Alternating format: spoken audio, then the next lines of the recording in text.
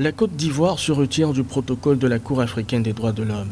Le pays a pris cette décision au lendemain de la condamnation de Guillaume Soro à 20 ans de prison. En retirant sa déclaration, la Côte d'Ivoire empêche de ce fait les individus ou les ONG de déposer des plaintes directement devant la Cour. N'en déplaise à nos détracteurs, la Côte d'Ivoire est un état de droit. Tous les citoyens peuvent saisir les tribunaux sur toute l'étendue du territoire. Et notre justice est impartiale. À quoi nos tribunaux vont-ils servir si un citoyen lambda peut saisir la Cour africaine des droits de l'homme alors qu'il y a des possibilités que nous offrons au plan national? La Côte d'Ivoire devient ainsi le 4e pays à retirer sa déclaration de compétence après le Bénin, le Rwanda et la Tanzanie. Ils étaient au départ 10 à avoir reconnu la compétence de la Cour. Certaines organisations des droits de l'homme trouvent déplorable la décision qui a été prise par le gouvernement ivoirien.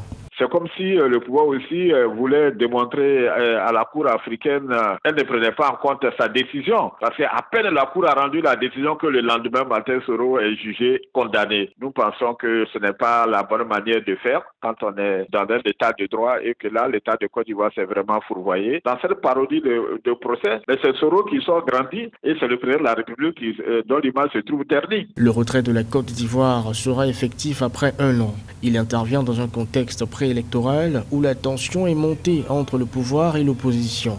Les décisions déjà rendues par la Cour africaine ne seront pas remises en cause.